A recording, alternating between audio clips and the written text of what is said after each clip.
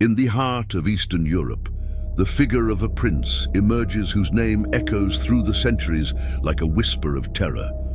This is the tale of Vlad III the Impaler, whose life unfolds like a bloody manuscript in the plot of medieval history. Get ready to travel through a reality that blends with legend, and human cruelty defies the limits of imagination. Born in 1431 into the bosom of the Wallachian nobility, Vlad III came into the world in a kingdom marked by constant struggle against invaders and political intrigue. Your Romanian surname, Tipes, used to designate Vlad in various documents, it means son of the dragon. His father, Vlad II Dracula, was a respected warrior and a member of the Order of the Dragon, a fraternity dedicated to the defense of Christianity and the fight against the Ottomans. From an early age, Vlad III was immersed in an environment where loyalty was as volatile as the borders of his kingdom, Wallachia. Vlad's childhood was marked by events that foreshadowed the ruthless leader he would become. In 1442, in an attempt to secure Vlad II's loyalty to the Ottoman Empire, Vlad III and his brother Radu were handed over as hostages to the Ottoman Sultan Murad II, an experience that shaped Vlad's character and determination, but also sowed a resentment that would last a lifetime. With the death of Vlad II in 1447 and the brutal murder of his elder brother Mircea at the hands of the Wallachian nobility, Vlad III had a brief reign in 1448, interrupted by political instability. His true rise to power came in 1456, when he began ruling with an iron fist, employing impalement as a tool of terror and control. This brutal practice, while common at the time, became a signature of his rule and a clear message of his intolerance of treason. As a strategist and warrior, Vlad utilized guerrilla tactics against the Ottomans, culminating in the audacious night of the attack in 1462, an attempt to assassinate Sultan Mehmed II. These conflicts and the struggle for Wallachia's sovereignty defined Vlad's image among allies, enemies, and the people.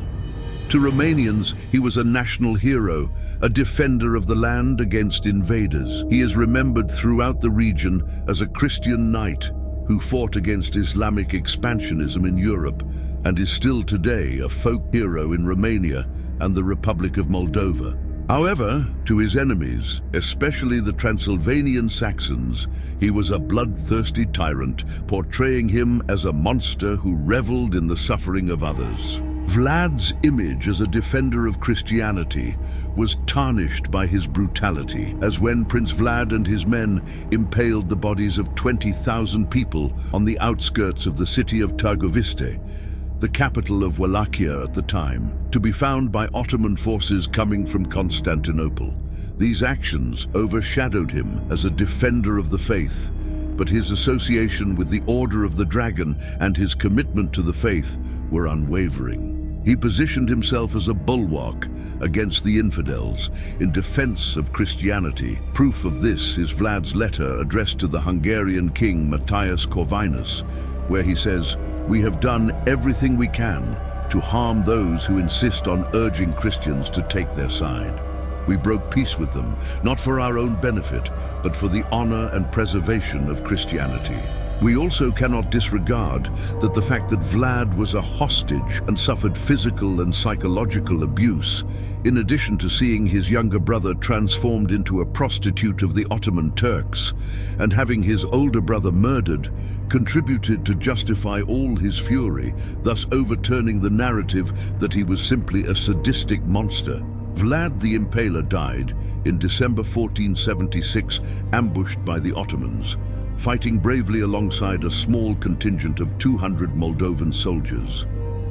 After his death, the Ottomans are said to have cut his body to pieces, sending his head to the Ottoman Sultan in Constantinople as a war trophy. In the late 19th century, the figure of Vlad Tepes was reinterpreted and immortalized in popular culture by Bram Stoker as the sinister Count Dracula. Stoker's work captured the public's imagination with its blend of realism and gothic fantasy, solidifying the vampire archetype in popular culture, casting a shadow over the historical image of Vlad III, reducing him to a nocturnal and malevolent being. This distorted depiction was widely embraced by Hollywood, which often portrayed Vlad III as a bloodthirsty monster, neglecting his role as a leader who fought fiercely to protect Christianity against invaders, ensuring that Vlad III's name was remembered not as a warrior prince, obscuring his motivations and historical deeds.